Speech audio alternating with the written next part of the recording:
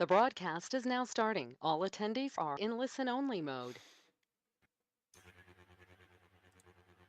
All right, we'll get started in a minute here. People are still dialing in. Gotcha. So welcome back to kind of a dry run of, well, we're doing a little bit different format with the watch list for Thursdays. We're going to do a part webinar and part just direct broadcast. So I'll still be paying attention to some comments on YouTube, but we've gone over to be mostly in the webinar call here. Give a moment here. Kind of bear with us. We're going to have some fun trying to get through all the little subtleties here. And hello. I think it's pretty simple. Yeah, no, we'll just start doing what we do. Yeah. Just let's give it one more minute. Oh, absolutely.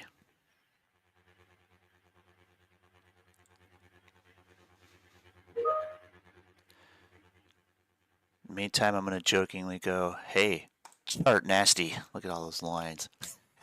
What is that? Is that the cues? Yeah, this is QQQ. I drew a whole bunch of stuff on there because I'm a little bit concerned with the pattern we're seeing here. I'll show you why in just a moment. Yeah, we'll get to it. And of course, we still take requests. So if you guys want to throw a ticker at us, feel free. Even if we don't quite get to it in the chat live on YouTube or in a webinar, worst case scenario, I'll throw a new video out. I did two of them yesterday. One for AMD and the other one for PLTR. And pretty much right on with those. I'll go over those two towards the end of the broadcast here.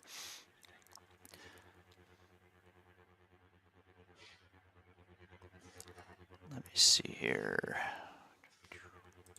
All right. So just so you know, and we'll talk about this, but chat pulled up JHX.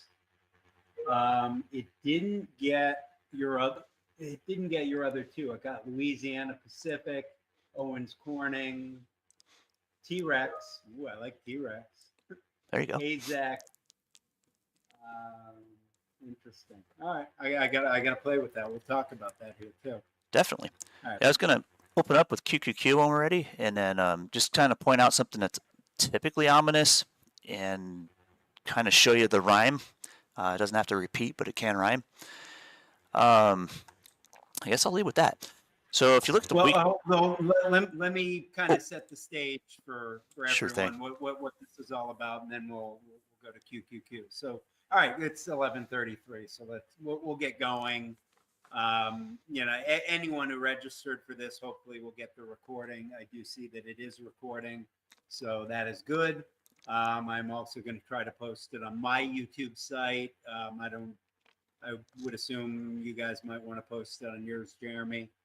Live and direct. This is something we want to start doing on a weekly basis.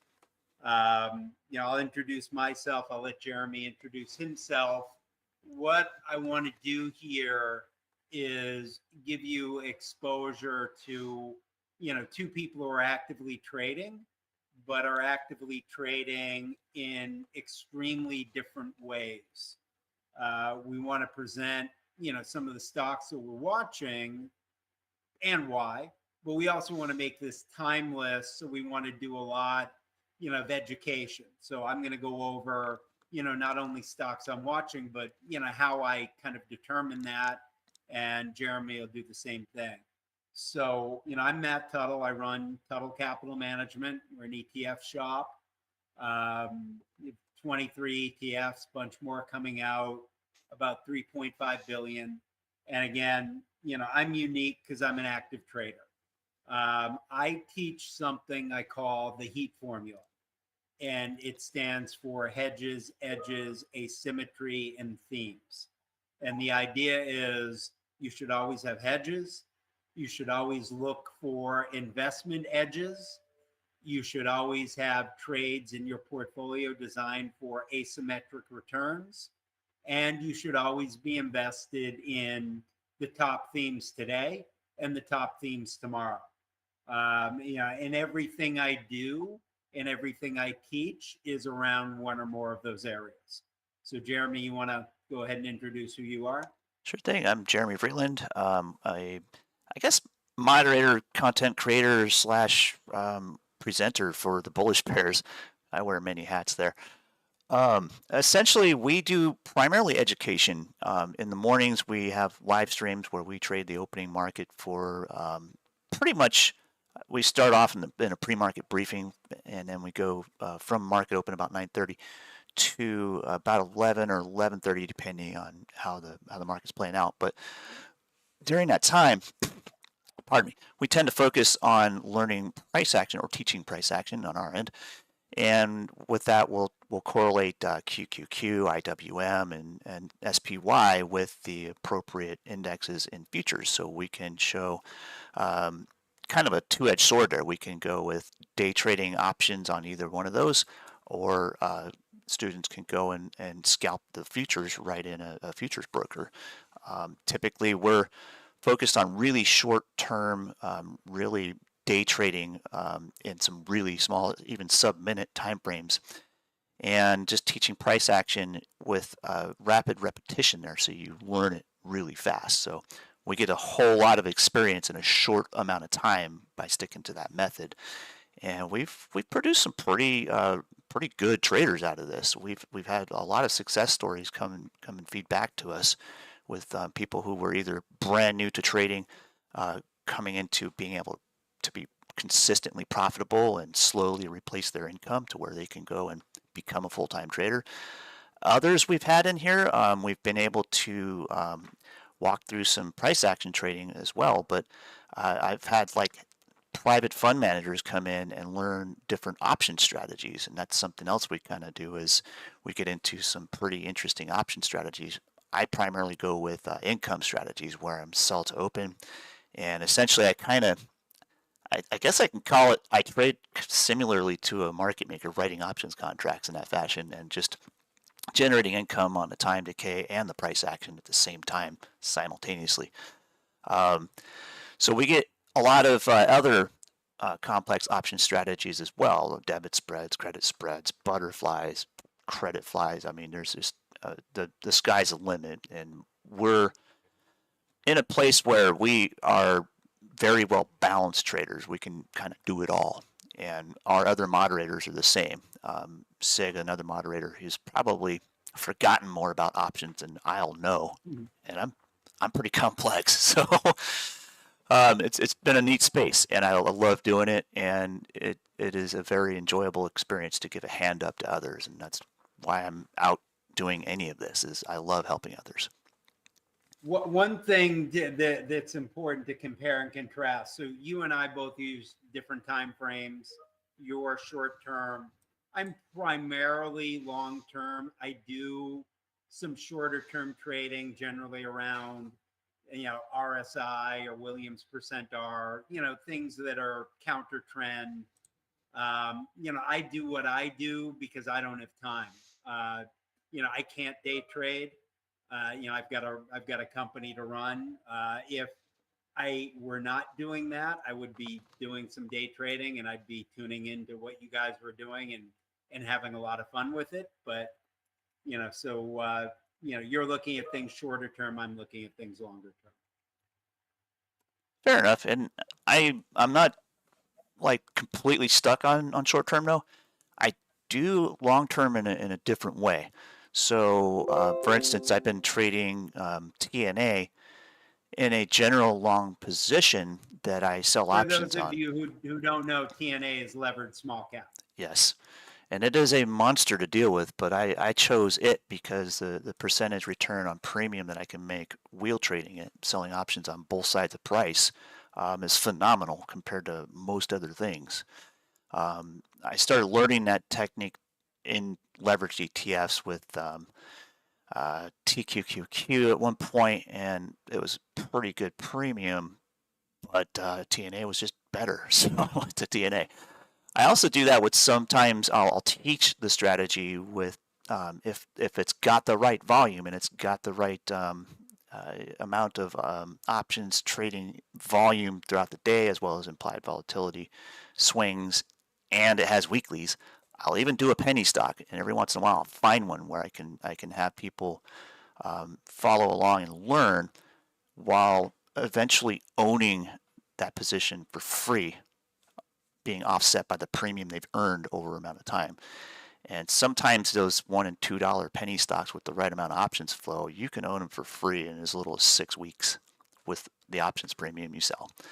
And it's a pretty neat thing to be able to teach that strategy that I use for larger equities or even ETFs like TNA in a format where it's such a small amount of risk. I mean, $400 risk into a $2 stock is pretty reasonable for even beginners to learn this process, and to be able to own it for free and basically lock in the whole entire equity value within 6 weeks is the goal. Once you've done that, it's pretty awesome. Going into So, TLT, I've owned that for free since October. So, I mean, while we're on levered ETFs, one of the things we want to do here, and please, anyone, ask a question at any time, is teach. So you've got the way that you trade levered ETFs. I trade levered ETFs as well. One of the reasons why we launched so many of them is I love trading them. I trade them differently.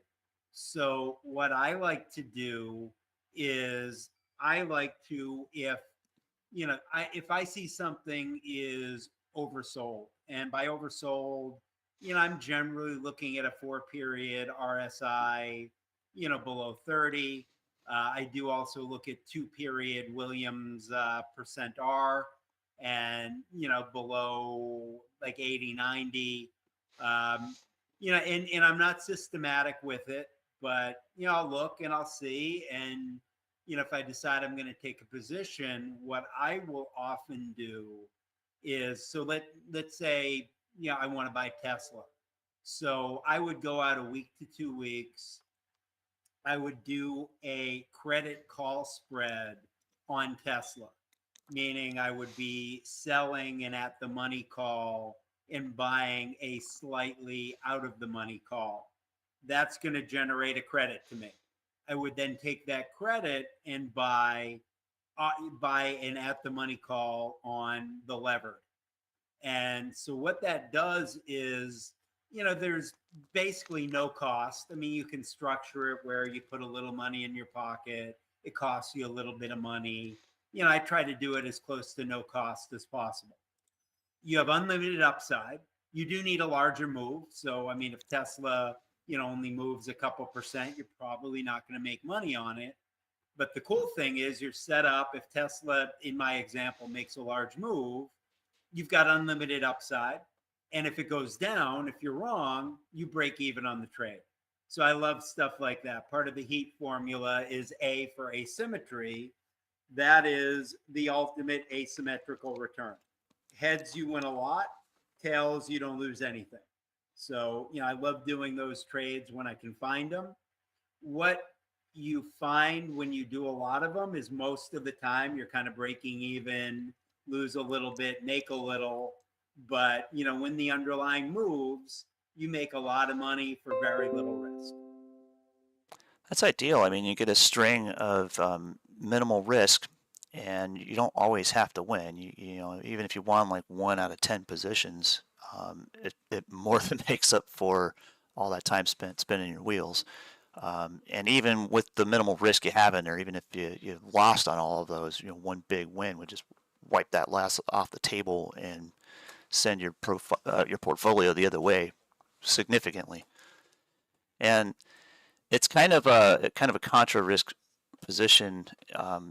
I do in a different way, but it accomplishes the same thing, where I'll take some of those really out of the money, low risk spreads and then convert them into butterflies by selling credit spreads against them later on when they're in profit. A similar situation, different tools. Yep, very cool. So you want to, why don't we get into kind of what we're looking at, and how we develop that. So, one of the things that's jumping off my screen today is SYM, up 18%, robotic stock. They ended up, I think, buying somebody. Obviously, the street likes it. It's an option I own. Quite honestly, knew nothing about it a couple of days ago. So my strategy for trying to decide what thematic stocks I want to get into is, first off, you keep your eyes open as far as themes, and like AI is an obvious theme. The other thing I do is I read the news every single morning. And I noticed last week, Jensen was at the, what is it, CES, CEG, whatever conference he was at. And he mentioned three areas that he believed were going to be, trillion-dollar opportunities in the future. He mentioned, self-driving. He mentioned AI agents, and he mentioned robotics. So what I do is I use AI because I don't know anything about any of those areas. So in the case of robotics, I asked AI, hey, if Jensen's right and robotics is this massive new industry, what are the companies that are going to benefit most? SYM came into it. Again, I'm not a short-term trader. So, I will look at it and I'll buy long-term options on these names. And the other reason I don't trade them, Larry Connors is a mentor of mine. He is the expert of experts on, integrating AI into your trading. And he has a saying that you just have to be there because you never know when news is going to come out on one of these names. So I bought, SYM. I mean, I probably bought it on Monday, and today it's up 18%. You could say it's luck, but we've got a well-defined process. So that's one of the things that's on, and I don't know that I'd be buying it here, but certainly if you are not using AI in your trading and you're not looking at the themes, reading, seeing, all right, what's going on, you are at a significant disadvantage. I know, and Jeremy, you're looking, I guess, today at the Qs. Yeah, I was looking at Q and noticing something that was ominous. When you have a descending channel like this at the top of a bull trend, typically they tend to have 2 points of where liquidity will be found for a bearish trade. I'm getting an echo. And essentially, I don't hear anything. Essentially, we have 2 resistance points. So we have a liquidity zone here where it's just kind of right at about 521, and then top of that zone is about 524 and a quarter. If it rejects within that zone, that's only about a half a measured move up from where we are now. Liquidity gets grabbed, bears would take it and run it down, probably to about a half back, which is way back here. So this is kind of setting up before Inauguration Day. It's just a bit on, I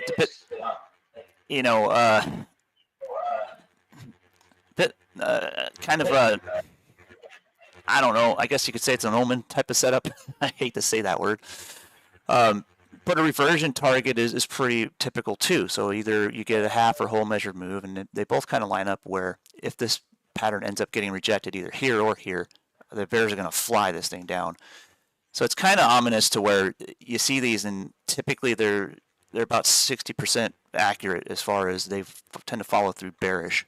But there is a chance still, if it breaks above these zones, it can still be bullish, and then we get the primary move behind it, and we push up to the 545 level. But possibilities are kind of on a razor thin hinge here. It can go either way, is what I'm getting at. So this is the time in the market to be very nimble with, at least with QQQ and pretty much anything in it, top 10 holdings, and just be ready for some volatility. This is kind of set up for, I'm going to be volatile probably on Inauguration Day. That's Monday. So we can see these typically as a time to be nimble. I think the market may be, I think Monday is also a holiday. Yeah. The market may be closed. So I don't think it'll be volatile on Inauguration Day. Or even after. That's my prediction. If the market is closed. Yeah, I mean, yeah, it won't be volatile on that day, but I mean, either leading up to that point or the day after, it's just going to probably set up to be at least volatile within this range. So I've got 3 areas of interest looked out or mapped out. I mean, we have support down here. It's kind of the red zone. If we trip this wire, we're definitely going to follow through with some bearish momentum. But If we're just playing around in range, that's possible too. We could just range sideways and eventually melt up or melt down. That's possible too. But typically, when I see this descending channel, though, in this time frame, it's typically going to precede some volatility, and that's what I'm getting at with Qs. On the bright side, though, And just, along those lines, I just want to throw in, I think what the chart is telling you is correct from the standpoint of I can't imagine we get any real momentum in equities, especially what's in the Qs, without interest rates coming down. correct. They're down a little bit today. They were down yesterday on the CPI, but the bond traders are telling the Fed, you guys are clueless. And given a choice of who's right, I'll take the bond traders right now. Right, agreed. And on the same respect, we had a really nice 50% reversion more or less on IWM, the Russell ETF, and it kind of held its ground and it's set up to where it's almost anticipating a rate change or a rate drop at least. And we've got some reversion targets to go to the bull side, but it's going to be a while before we get out of this range. I think we're going to probably sit and spin for a little while, unfortunately, but that's where the small caps are just kind of waiting for that breath of news to come out, whether it's going to be let's drop the rates and give the little guy a chance, or we're just going to sit tight and keep pressing you. All right, cool. So let's go over another kind of theme that we're both watching now, and we'll get into the flame retardant stuff because that's kind of cool. I'm going to spend some time there, but I think one of the real important things is there are long-term themes like AI and intermediate-term themes that you've got to be nimble on, be watching the news. And what's going on in the California wildfires is horrific, but it's also going to create opportunity. They're going to be winners, they're going to be losers. So, almost immediately, I asked ChatGPT, who are the winners, who are the losers going to be? And, so I've been long a company symbol T-Tech, never heard of them before. Another one, ACM, that, are both likely to get contracts on rebuilding.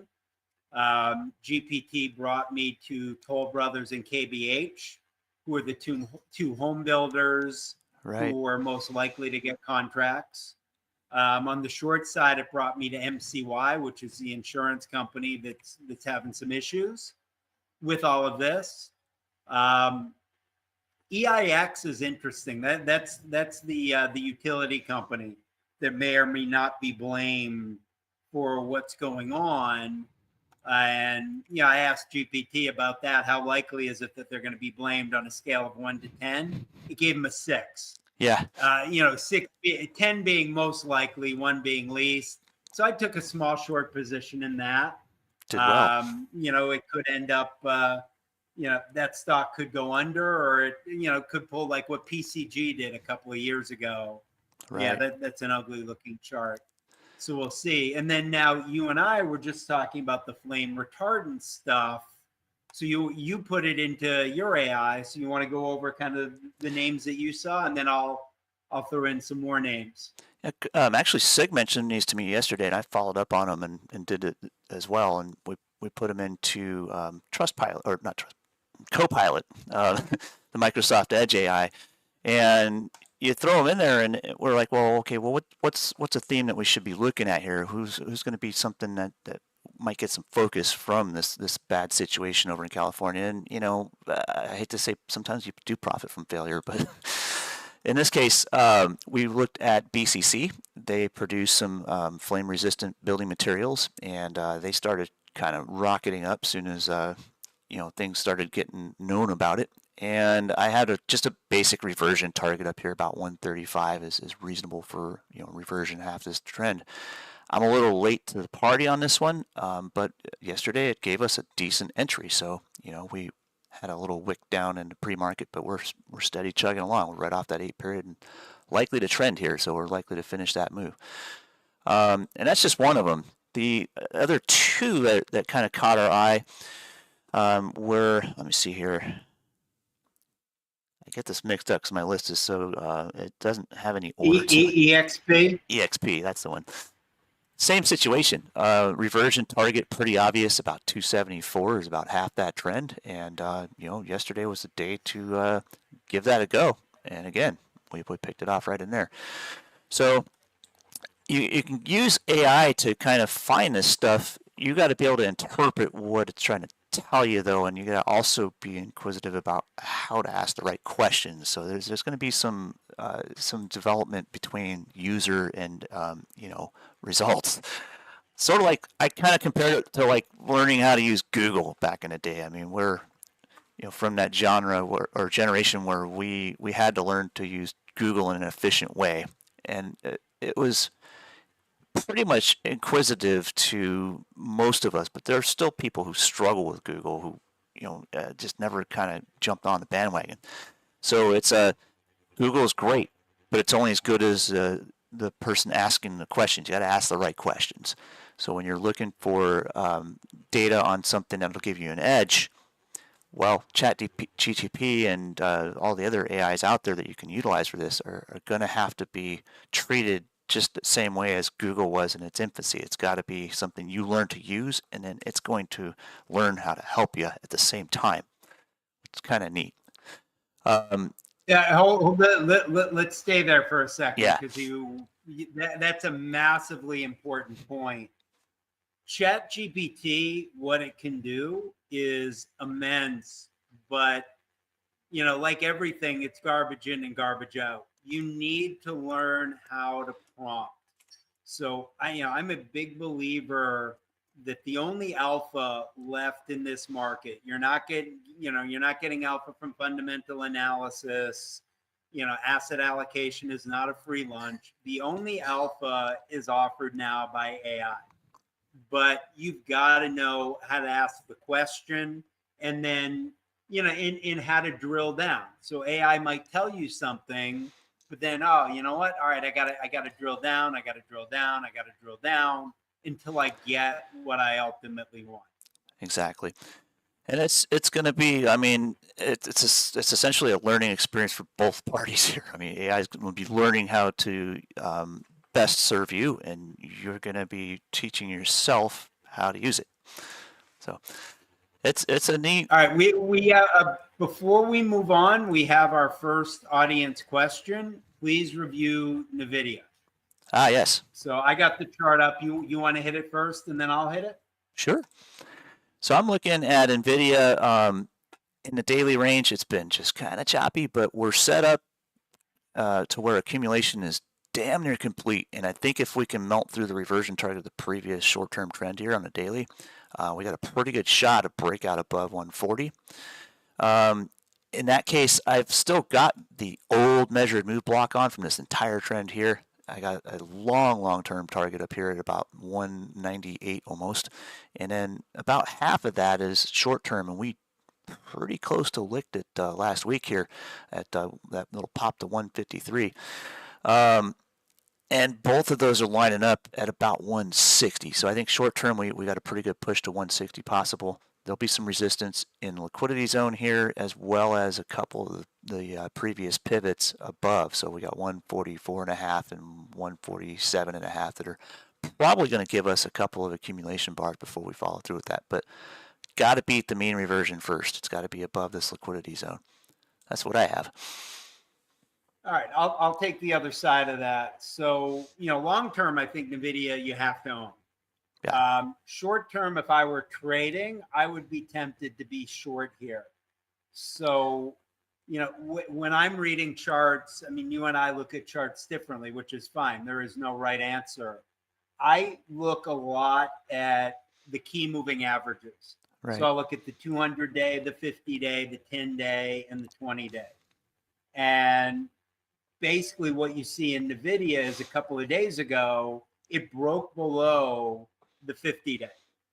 One of my favorite long entry patterns is what's called an undercut in a rally, where something undercuts a key level like the 50-day and rallies back above. One of my favorite short entries is an undercut and no rally. something goes below the 50-day moving average and stays there. Right now, NVIDIA is below the 50-day. It looks, so the 50-day right now is 139.61.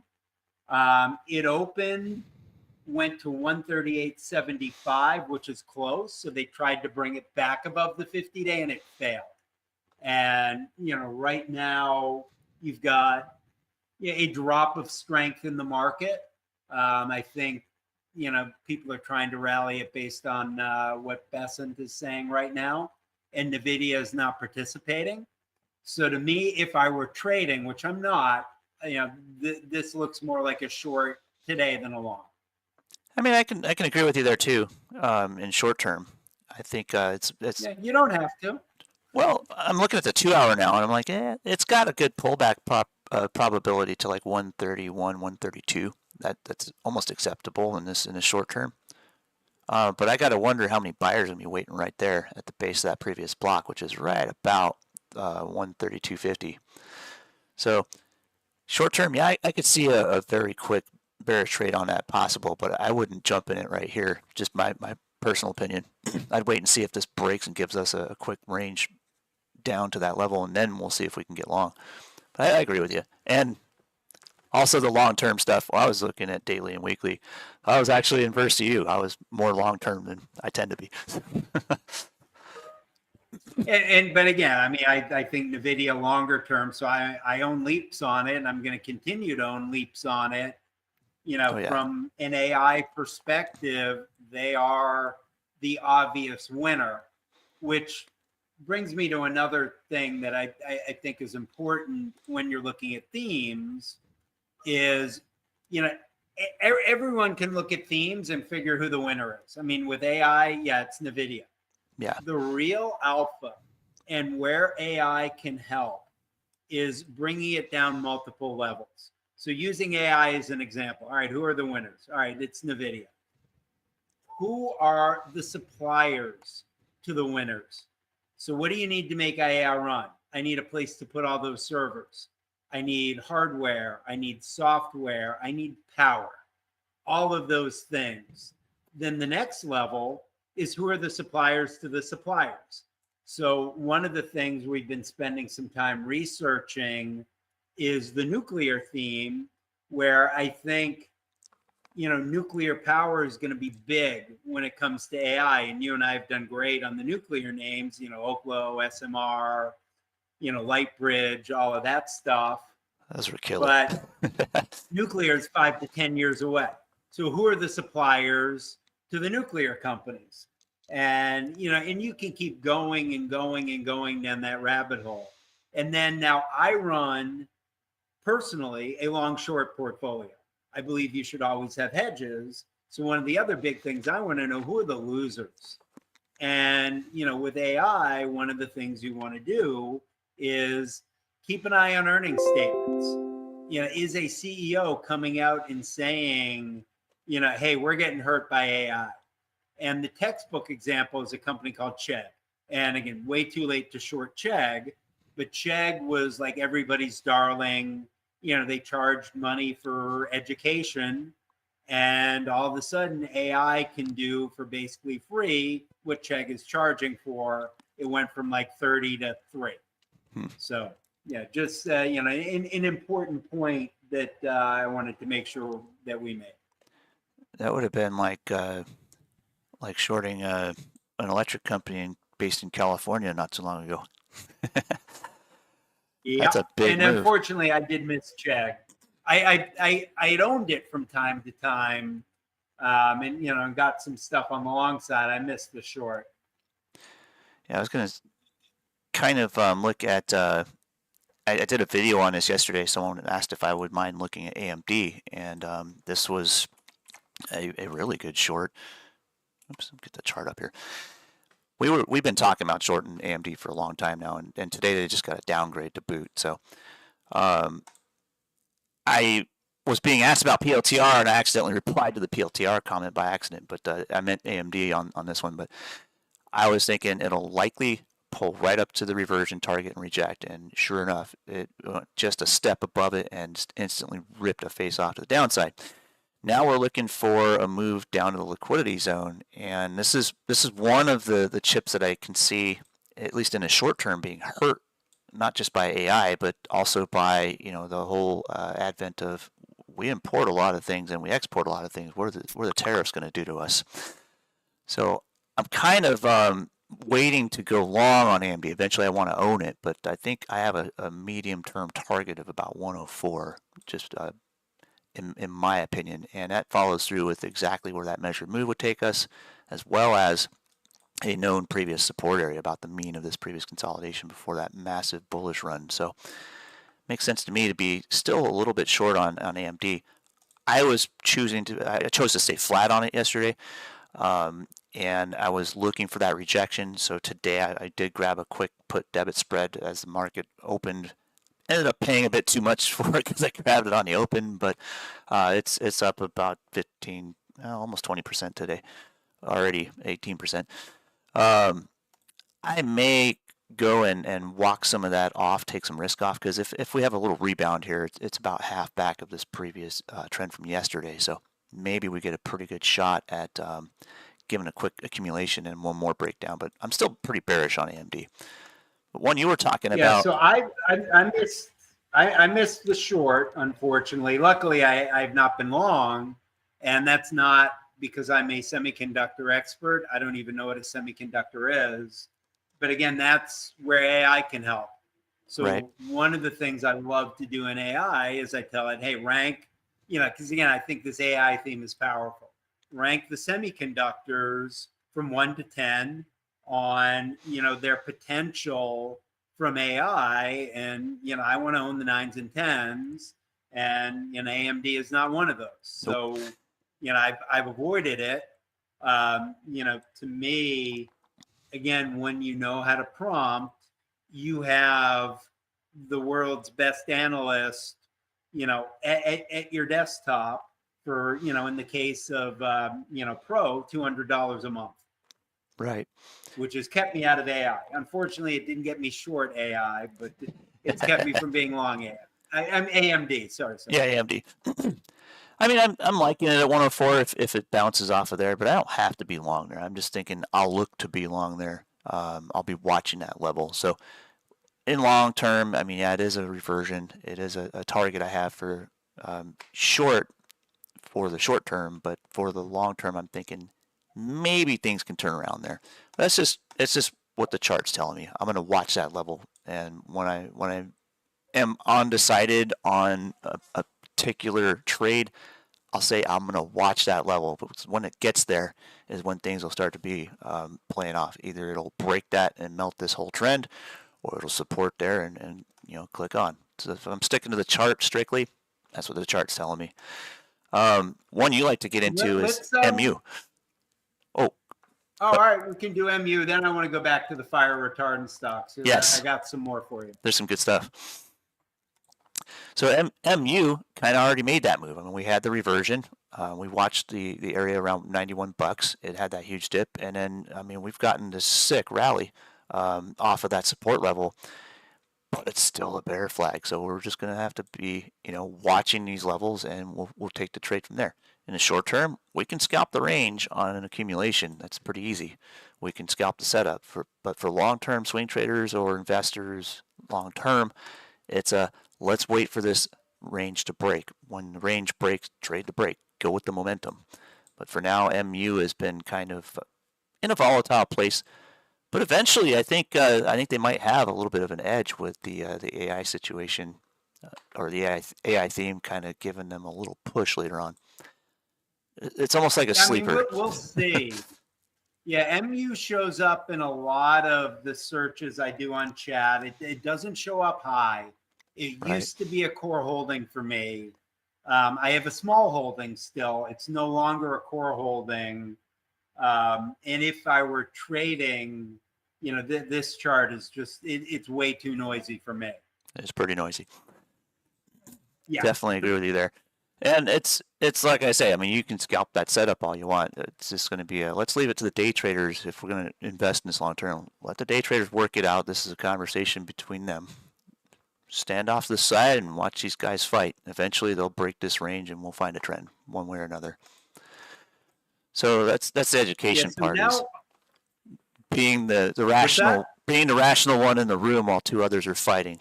That's the way you look at it. Yeah.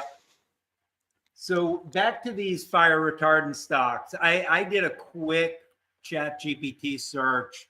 I haven't had a chance to look through it and, go through different levels, but it brought me a couple other stocks that I want to look at. It brought me, JHX, which you mentioned before the call. Yep. Louisiana Pacific, LPX, Owens Corning, OC, T-Rex, which I love that name, obviously, TREX, and then AZEK, AZEK. I mean, if you look at all those charts, the one thing they have in common is they were a lot higher back in November than they are now. Could be interesting. I mean, talking about an undercut and rally, look at Owens Corning, OC, had something bad happen to it in December. It went from like 215 down to 165, broke the 200-day. Yeah. And then what are we, Thursday? So Wednesday, looks like Tuesday it tried to pop above. Wednesday it did. And, now it's not an inside day, but it's kind of hanging out trying to find direction. Right. Yeah, I think some of these names could end up being interesting. So, and that's a theme I wasn't on. So, thank you for bringing these to my attention. Absolutely. I mean, I love finding stuff that's I know you love finding stuff that's outside the box, stuff that no one else is really looking at, and I just go even further out the box sometimes. I dig deep, and I don't always have a chance to do that with day trading. So it's something I enjoy the challenge. That's why I'm always saying, if you want to throw a ticker at me, I love doing TA. So it is an enjoyment, and also if I want to go down the rabbit hole, I can. If I see a chart I really like, I can dig deep and just go for it. But yeah, it's kind of I don't call that a hobby. I call that a thrill. I love doing it. It's the same with me going out and hitting big jumps still at my age on my mountain bike. It's the same kind of thrill to me. I just truly enjoy it. I won't be doing it with a frown. One other that I think we wanted to mention, or did we mention already? EXP, the Eagle. Yeah, we did. That was the reversion. There was another one we were talking about a while back, and I can't remember. It was in the lumber industry, and I can't remember the ticker. Georgia Pacific, if I'm not mistaken, but we were also Pacific. We were also looking. They might not even be publicly traded. I don't know, but we're also looking at like suppliers, like you got the big box stores like Lowe's and Home Depot, but I don't know that they're going to be in a position to really. Yeah, they'll move some inventory, but I mean, are they going to make much margin on something that's going to be kind of controversial? Do we get into gouging mode? They're going to be kind of scrutinized for that. Well, and I asked ChatGPT about that, because when I did my first kind of screen for winners, it brought up Home Depot and Lowe's. Problem is, I mean, those are massive nationwide companies. How much of a hit are you going to get to earnings? Now, if you look at like a Home Depot chart, you've got undercut and rally at the 50-day. You had a nice move there Wednesday, big gap up. What about Lowe's? I mean, Lowe's pretty much the same thing. It's under the 50-day, but you had a big gap up on Wednesday. Right. So, you probably, I mean, unless he's at earnings, I don't know. But you probably had people kind of thinking, wow, these guys will benefit. And maybe they will. I think the real returns are, in the companies where, these contracts could end up being massive for their earnings. And I think you're going to get more bang for your buck if you find companies that nobody's ever heard of, right? Like a T-Tech or, an ACOM, which I had never heard of. And it's like, who's I'm doing pretty good on those. Well, I mean, it's like, you know, you get into P-Tech, oil. I'm up 69% on my calls, and You either look for the producers or you look for the dispensers, you know?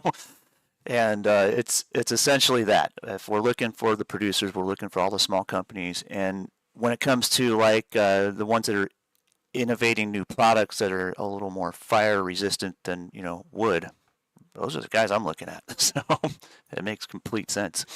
So yeah, we can see, I mean, the rumor has been bought on Home Depot here. The chart's right to reversion. Does the rumor get sold here and when it becomes news? Not so sure. But I know that there's going to be a lot more of the smaller companies that are going to be looked at because contractors, though some of them do shop at Home Depot and Lowe's, a lot of them, the big builders, they get direct stuff from, you know, producers of lumber. So they're looking at the big boys behind the scenes. The big box stores is more retail geared, I think, in that sense. So it would make sense to me to go after, yeah, looking for the smaller companies no one's heard of, no one pays attention to. You know, I mean, there's a good lumber distributor in every town. You just got to know where to look. And if they're public listed and, well, and the thing I'd be concerned about too on a Home Depot or Lowe's is the consumer right, and new home sales. I saw a news item this morning, someone coming out saying, you know, home sales are decreasing because houses cost too much, inflation, higher interest rates. So yeah, I mean that's why Home Depot. Another reason why Home Depot and Lowe's aren't my favorite. right. Yeah, it makes sense. So last but not least, we were looking.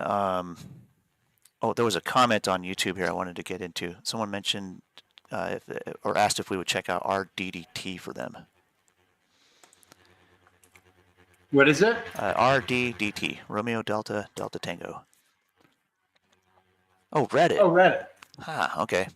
I've not looked at this chart. Am I short? I may be short Reddit, actually. I know there's some stuff going on in the background with Reddit. I'm not privileged to talk about. Yeah, I've got puts on Reddit. I'm getting my ass kicked. It's, in my opinion, I mean, when you see this diamond pattern, I called this one out on IWM yesterday or the day before, I can't remember. But when you start to see this broadening followed by a contraction, well, I'll just draw it as a parallelogram because it hasn't hit that yet. And then imagine where the angular is down here. You get the idea. These always precede volatility, and about 90% of the time they play off either in the bull channel or the bear channel. I'll give a comparison with IWM in a minute here, but effectively when you start seeing this, I'm a no position until it breaks type of guy when it comes to this stuff. So if there's a long to be had here, you know, look before this. There's a really big trend here. It comes right to the middle of that. Bullish targets are obvious. You can go a half move is 213, a whole move is 260. That's insane. If it pulls back, well, the half back of that previous trend is like 125. So I'd say give this a little while to work out before you jump either side of this thing. Certainly you can scalp the short-term range, but just be aware that you're going to have to be nimble to catch the break on this one. And you can draw it a different way too. Just put the liquidity zones down. You can see there were sellers here and there were buyers here. And I could even go by that wick, but same difference.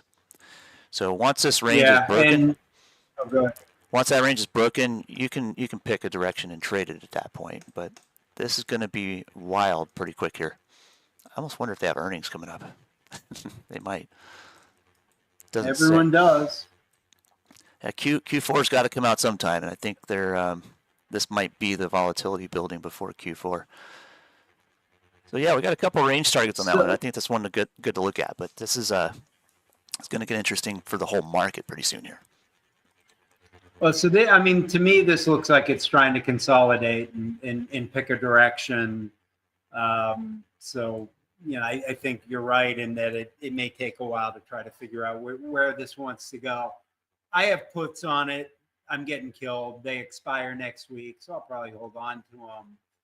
part of my philosophy, as I said, is I'm long short. I like to be long the themes, and I like to be short, meme types of stocks that start to break down. So I probably bought puts on this when it broke below the 10-day or the 20-day. And, probably would have stopped myself out, except, my puts are hardly worth anything. So it's a lottery ticket at this point. No reason. Right. But Right. I do typically like to be short these stocks when they break below key support levels, which this one did, and then just rally. The trade was looking great Monday, but Tuesday, Wednesday, Thursday, not so much. Right. But I do love having shorts in my portfolio, so that really cushions on days that the market's not doing so good. And so by comparison, when I was looking at the diamond pattern, it's rough on Reddit, but here, I mean, we had one the other day I called out on IWM. I said, get ready for volatility, trade to break on this. And wow, did it rip. And then we're consolidating now, but I mean, this was just a glorious play. But those diamond patterns, when you pay attention to those suckers, they are almost always going to tell you there is volatility coming. And the data came out and bang, sucker took off. So long term, though, the gorilla in the room for small caps, and this is what I wanted to kind of get into if we got a second, but let me turn the drawings off. That's one big ass cup and handle, y'all, and these things are great. This is where I'd expect the handle to form, so I'd like to see one more consolidation in this channel before we bounce out, but it may have already done that back here. So at this point, it hit the rim line in back here in let's see here, August, and came back down to support and bounced. So I think there's a good shot of trend from here. And if we look back and we see this nice big block of move here, we're going to set some pretty lofty targets for the small caps. I know IWM isn't the greatest ETF to invest long term in. IWM sucks. It does. But I use it to map futures. So I'll trade like RTY and M2K if I'm teaching using IWM's chart, and I can read it pretty well because it kind of condenses all the price action that is generally chop on the future side. So this ends up being kind of a go-to for mapping that out, as well as while I'm in my mode here, TNA. It's essentially small caps too, and it's rounding bottom time. So we're looking long term. Day chart. Sorry. We're still in a choppy long trend, and there's plenty of volatility to be sold there in the form of premium. That's why I'm always all about this sucker, and I'm with you. I agree that IWM sucks, but TNA is pretty awesome for what you use it for, and that's just it. It's not about what, what you trade. Trading, IWM is fine. TNA is fine. If I wanted exposure to small caps, which I don't long term, I'd do something else. Kind of one TNA, of our, IWM is just awfully put together. It's kind of one of our mottos at the Bullish Bears. It's not about what you trade, it's about how you trade it. And that's the idea, is when you find something that works great for you, and it doesn't matter what anybody else thinks about it. Trade it how you trade it. If you're successful at it, roll with it. Take that ball and run with it. We had a couple more. We got time for a couple more anyway on my end. Do you have any others that popped up on AI there? No, when we get done, I'm gonna spend some time on these fire retardant names. Yeah, it's gonna be a rabbit hole for me too. I'm gonna check into those a little bit more, and then just to kind of give a quick brief. I guess we got like 5 minutes. We can look at a couple other things. I was gonna kind of brief on Apple. Let me turn my drawings back on. Yeah, something weird's going on with Apple today. Well, we took that long trade a few weeks back, or gosh, about a month ago even, where we got out of this measured move. We hit the half target, and then we proceeded to go a little bit higher and then ripped back down. So the liquidity was grabbed right there. We've made the reversion of the last leg of this thing, and we're breaking down now. So we may end up hitting support down here about 224.50 pretty quick if things remain bearish for Apple anyway. And there is earnings out here on the 30th, so be nimble if you're going to mess with Apple. But I think there may be an opportunity to get a good lower cost position in here if things go right for the earnings call. This is something I would probably look for, maybe building a long-term, what I like to call the Spartan trade. It's essentially just a iron condor, but you leg it together. So here, looking at grabbing some long-term put spreads, and then if it hits this target just before earnings, reciprocate that with some long-term call spreads. And then when the earnings call comes out, the day after, you kick off the loser, kick the loser down the well, and ride the winner into victory. So I call it the Spartan trade. It's kind of brutal, but it works.